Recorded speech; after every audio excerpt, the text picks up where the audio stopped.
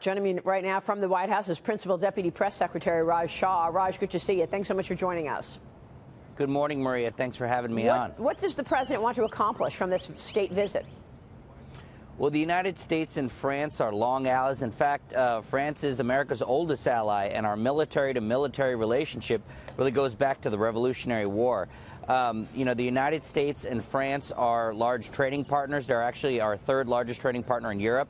And we have a security partnership that dates back hundreds of years. And now you can see it in the French fighting terrorism around the globe, taking the lead in Africa, right, and being a partner with the United States. So what does the president want to accomplish, Raj? What does the president want to accomplish? We want to deepen the relationship. We want to continue the trading partnership. We want to talk about security. You mentioned Iran. There are a whole host of issues. President Macron talked about Russia over the weekend. So there's a whole host of issues that both President Macron and President Trump want to talk about. They talk frequently on the phone. They have a very close personal relationship. When the president visited France last year, they helped develop that bond. And so, you know, we're going to have him here, you know, today, starting this evening at Mount Vernon. There's going to be a state dinner tomorrow. We're very excited for this visit. And in terms of the aluminum and steel tariffs, was France initially exempt from those tariffs? What's the situation in terms of trade, and do you see any movement? Well, the French, along with many of our European allies, have been exempted from aluminum and steel tariffs currently. You know, this is a national security issue, and as trading partners and allies, they were exempted.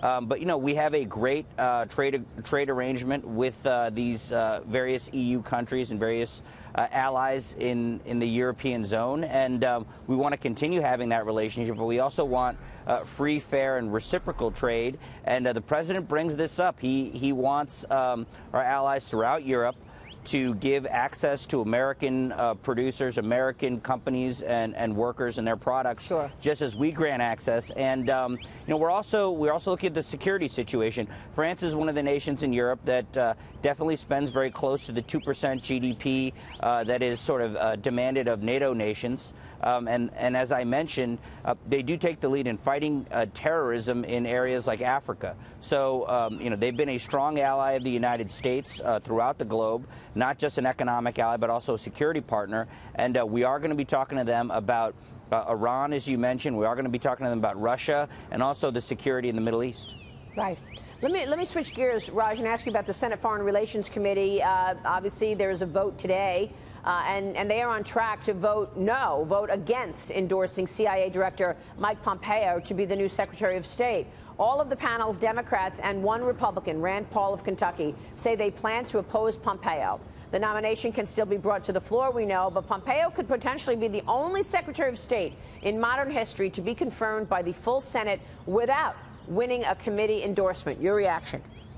Well, first of all, we're holding out hope that he does win a committee endorsement. You know, I think Senator Paul and some of the Democrats, we hope that they'll do the right thing and support Mike Pompeo. This is an individual who was near top of his class at West Point, at Harvard. He was confirmed to be CIA director with 2/3 of the Senate supporting him. He's proven himself not just as director of the CIA, but in leading our diplomatic efforts with North Korea. So if Democrats and others want to oppose him, they will be undercutting U.S. diplomatic efforts with North Korea, meanwhile rejecting a highly qualified individual to be Secretary of State. That would be a sad chapter in U.S. diplomatic from a U.S. diplomatic perspective, and also in American history. And we don't really want to allow partisan politics to reject such a qualified nominee. Well, I mean, broadly speaking, or roughly speaking, how long does this process take? I mean, let's assume that he does get confirmed by the full Senate. I mean, these are really dangerous times. We know what's happening in terms of ISIS, North Korea, Iran, etc. And we don't have the Secretary of State in place. So what's the timing on this? Well, we want to see action as soon as possible. Obviously, if the Senate Foreign Relations Committee does endorse his nomination, that'll help expedite the process. And I know the Senate wants to move on him as soon as possible. We're hoping a matter of weeks. But, you know, from our point of view, it's very important to confirm qualified nominees who are going to advise the president, speak on his behalf around the world. And it's not just important for this administration, it's important for this country to have a strong Secretary of State that has the confidence of the American people and the confidence of the President of the United States.